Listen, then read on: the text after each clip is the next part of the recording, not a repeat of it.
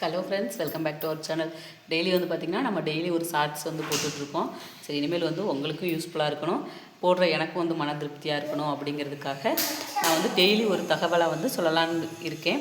இன்றைக்கி வந்து நமக்கு நல்லா தெரிஞ்ச விஷயத்தை பற்றி உங்களோட ஷேர் பண்ணலான்னு தான். நாங்கள் வந்து பார்த்திங்கன்னா இந்த வீடு வந்து கட்டி பார்த்திங்கன்னா 1 இயர் ஆகுது. நிறையா பேர் வந்து பார்த்திங்கன்னா வீடு கட்ட ரெடியாக இருப்பீங்க. இனிமேல் வந்து பார்த்திங்கன்னா கொஞ்ச நாள் கழித்து வீடு கட்டலாம்னு இருப்பீங்க. ஸோ அவங்களுக்குலாம் யூஸ்ஃபுல்லாக இருக்கும் அப்படிங்கிறதுக்காண்டி தான் இந்த தகவல். நாங்கள் அந்த வீடு கட்டி 1 இயர் வந்து பார்த்திங்கன்னா கம்ப்ளீட் ஆகுது. இந்த வீடு கட்டுறதுக்கு முன்னாடி எங்களுக்கு வந்து பார்த்திங்கன்னா வீட்டை பற்றின எந்த ஒரு தகவலுமே எங்களுக்கு தெரியாது. வீடு கட்டினதுக்கப்புறம் தான் ஒரு சில விஷயங்கள், இந்த விஷயத்தை இப்படி பண்ணியிருக்கலாம், இந்த விஷயத்தை அப்படி பண்ணியிருக்கலாம் அப்படிங்கிற ஒரு ஐடியா இருக்கும் பார்த்திங்களா. எல்லாராலையுமே வந்து பார்த்திங்கன்னா கம்ப்ளீட்டாக வந்து ஃபுல்ஃபில்லாக வீடு கட்ட முடியாது கண்டிப்பாக. அப்புறம் வீட்டுக்கு போனதுக்கப்புறம் தான் வந்து பார்த்திங்கன்னா நமக்கே தெரிய வரும், ஸோ இதை மாதிரி பண்ணியிருக்கலாமோ அப்படின்னு. ஸோ எனக்கு தெரிஞ்ச விஷயங்களை நான் உங்களோட ஷேர் பண்ணிக்கிறேன். என்னடா வளவலன்னு பேசுகிறேன்னு நினைக்காதீங்க. ஸோ நான் வந்து பார்த்திங்கன்னா இன்றைக்கி தான் ஃபஸ்ட் டைம் இந்த மாதிரி வீடியோஸ் போட போகிறேன். இதுக்கு முன்னால் வந்து பார்த்திங்கன்னா என்னோட வீடியோஸை பார்த்துருந்தாலே தெரியும், நிறையா வந்து ஷார்ட்ஸு கொஞ்சம் வேறு மாதிரியான ஷார்ட்ஸ் தான் போட்டிருப்பேன்.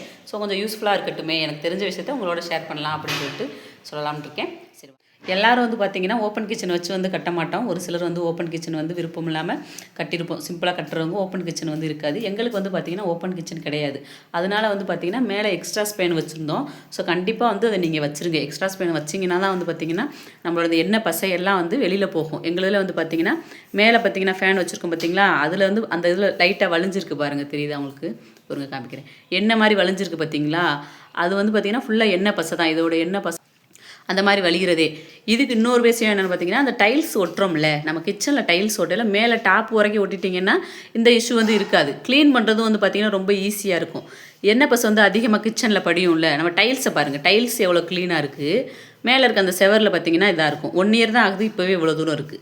ஸோ இதுக்கு மேலே நம்ம மெயின்டைன் பண்ணணும்னு நினச்சோம்னா கிச்சனை வந்து மேலே அந்த டைல்ஸ் வந்து மேலே வரைக்கும் நம்ம ஒட்டிட்டோம் அப்படிங்கிறதுனால வந்து ஈஸியாக இருக்கும். க்ளீன் பண்ணுறதுக்கும் நமக்கு வந்து ரொம்ப ஈஸியாக இருக்கும். அதனால தான் சொல்கிறேன். ஓப்பன் கிச்சன் வைக்கிறவங்க சிம்னி வந்து வச்சுக்குவாங்க. சிம்னி வந்து கண்டிப்பாக வைக்கணும். ஸோ அப்போ தான் வந்து எண்ணெய் பசை வந்து வராது. அதனால் ஓப்பன் கிச்சன் வைக்கிறவங்களுக்கு சிம்னி வைக்கணும். ஸோ நம்மள மாதிரி சிம்பிளாக அந்த மாதிரி கட்டுறவங்களுக்கு உங்களுக்கு யூஸ்ஃபுல்லாக இருக்கும் அப்படிங்கிறதுக்காண்டி சொல்கிறேன். இந்த வீடியோ வந்து பார்த்திங்கன்னா ரொம்ப லென்த்தாக போயிடுச்சு. இனிமேல் டெய்லியும் போடுற வீடியோஸ் வந்து இவ்வளோ தூரம் போகாது. ஸோ இந்த மாதிரி வீடியோஸ் உங்களுக்கு வேணும்னா நம்ம கமெண்ட்டில் மறக்காமல் சொல்லுங்கள். சேனலை ஃபஸ்ட் டைம் பார்க்குறீங்கன்னா மறக்காமல் நம்ம சேனலை சப்ஸ்கிரைப் பண்ணிக்கோங்க. ஓகே, பாய்.